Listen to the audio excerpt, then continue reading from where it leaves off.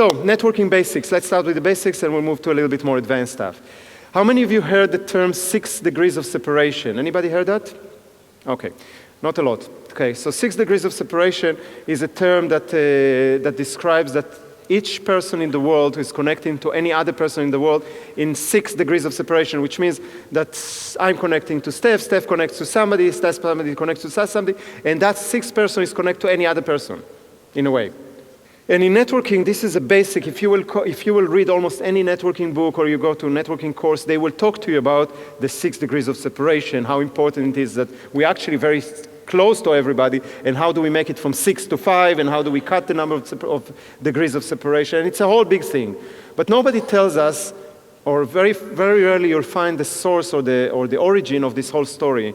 And you might have heard that from me before, because if you did with me some networking events, this is something that I always emphasize, just as one of those myths that people have, and they really don't know where it comes from, but we believe in it because everybody is repeating them. So 6 degrees of separation is a concept that was developed by Stanley Milgram. He was a researcher, I think in California, in the 60s and the 70s. And what he did a very interesting experiment. He took a package and he gave it on the West Coast to somebody, and he wrote on it a name of a person and a city in the East Coast. That's it. So Nissan Deneta, Amsterdam.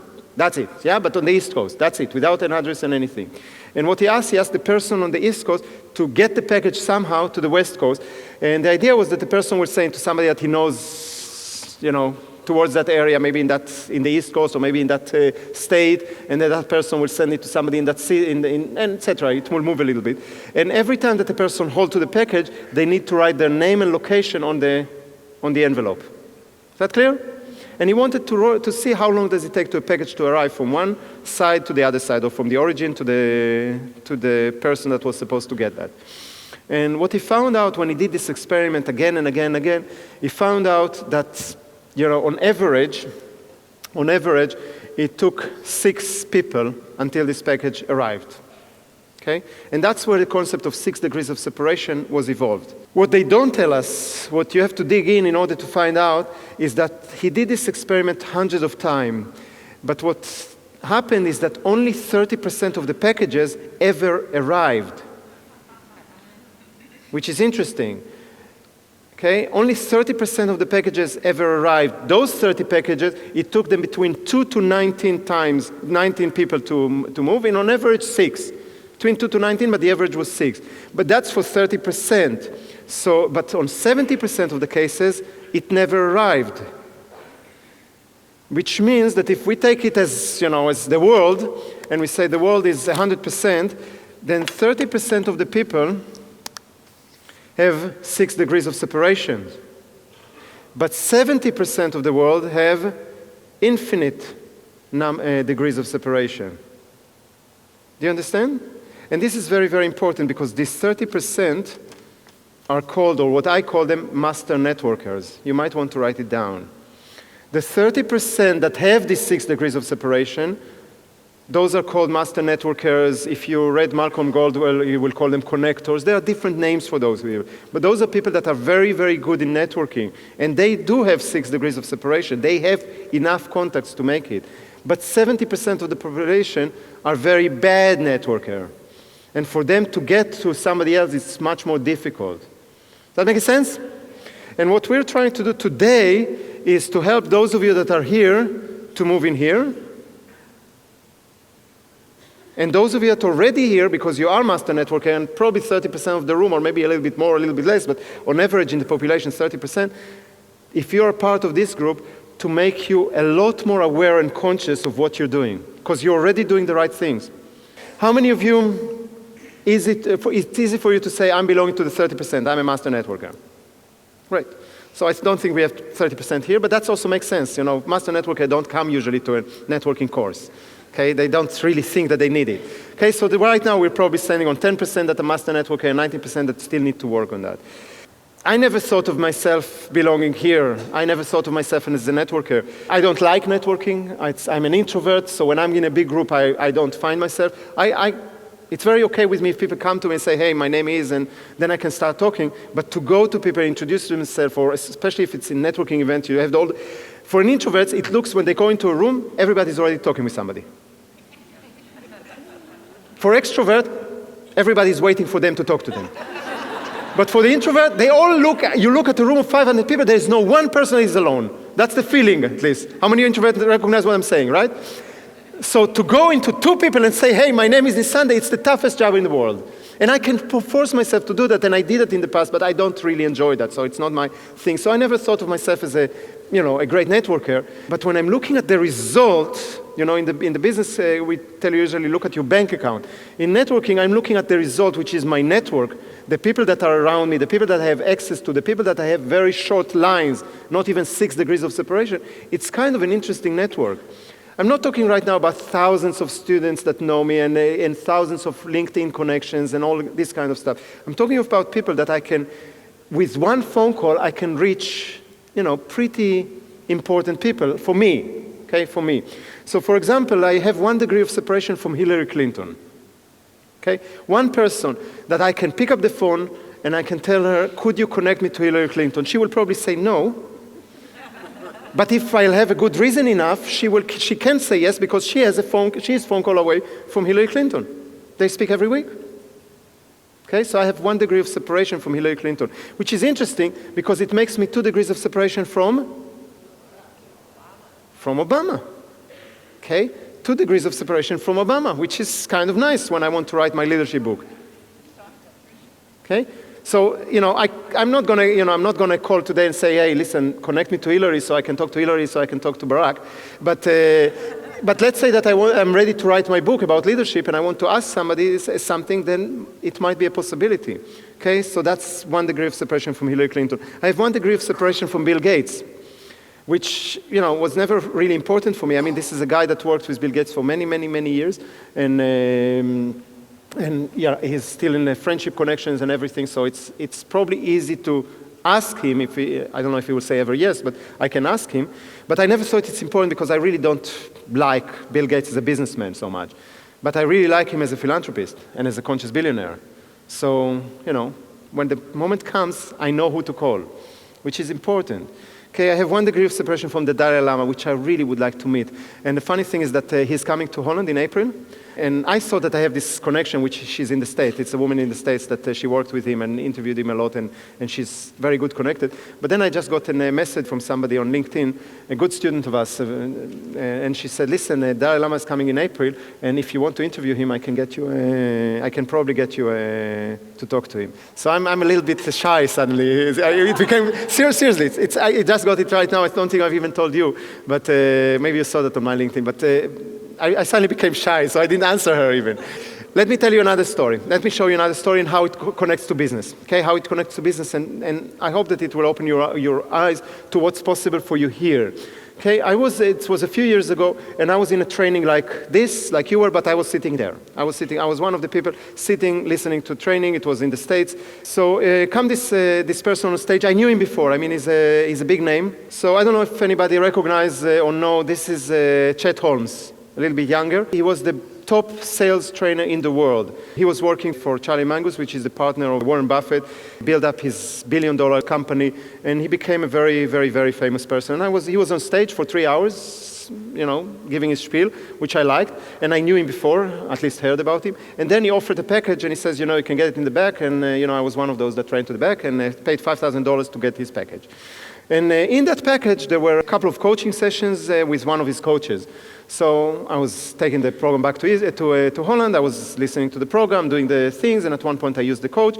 And at one point I didn't like the coach anymore. I saw that she doesn't know what she's talking about, and I'm much more successful than her, so she cannot help me. And I told her, I just straight told her. And she said, listen, I think you're right, so how about I connect you straight to Chet, and you talk to him.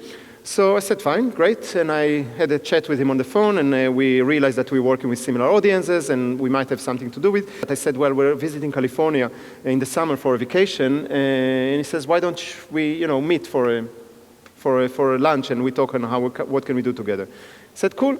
So we went to California. It was the first day. We took our daughter. She was at that time, I don't know, 7 years old. We trained her all the way to the restaurant. You need to be quiet.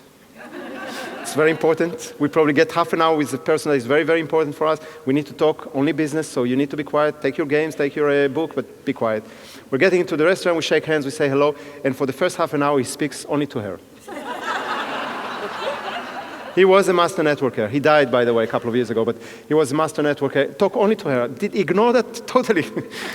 So after he finished, he exhausted all the conversation with her. We started talking and chatting and everything.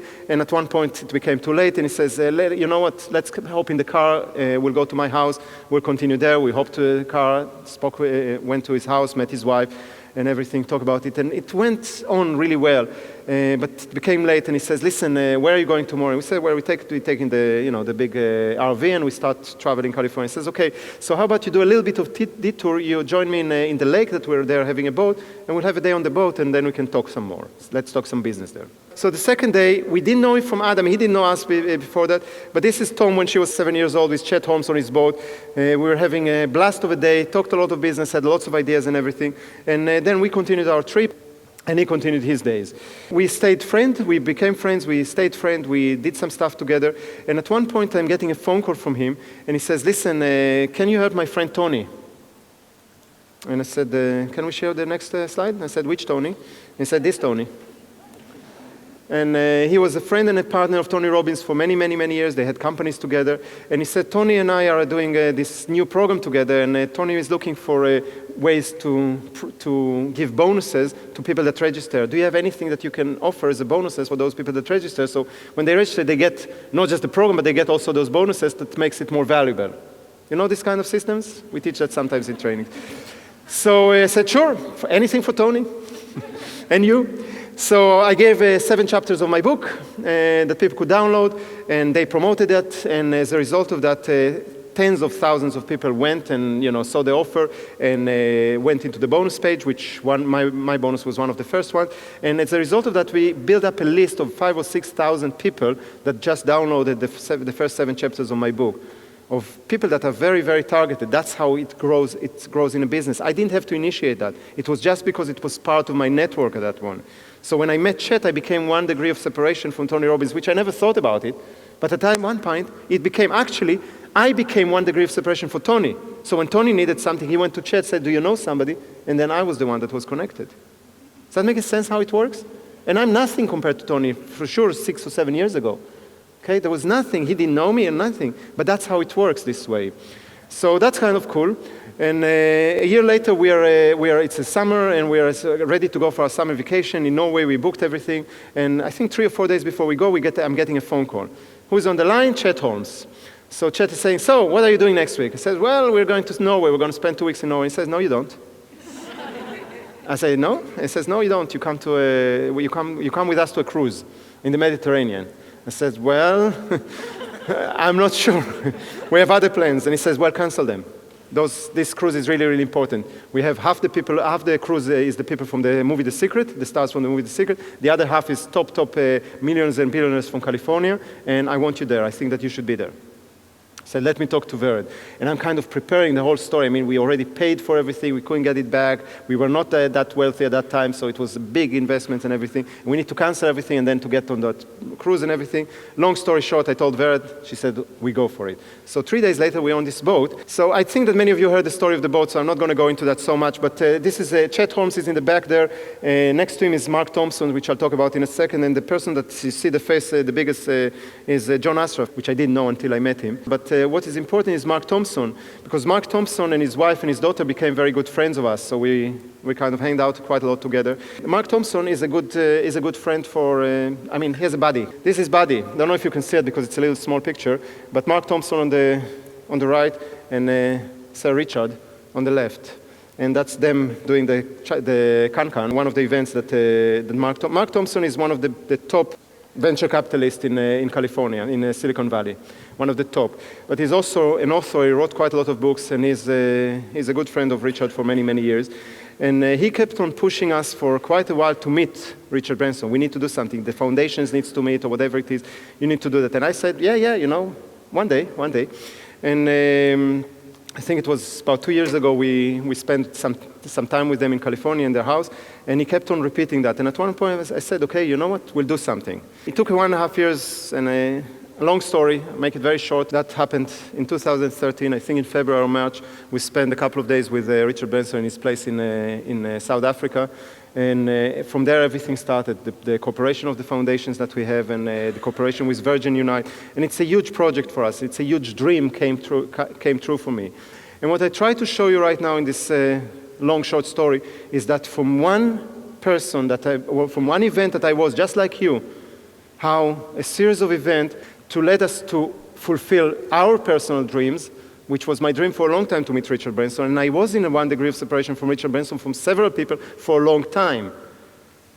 But only in March it came together in the right way. And if everything goes right, I mean, how many degrees of separation do you have from Richard Branson now?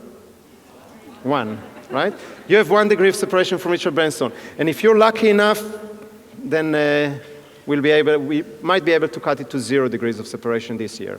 We're working on that.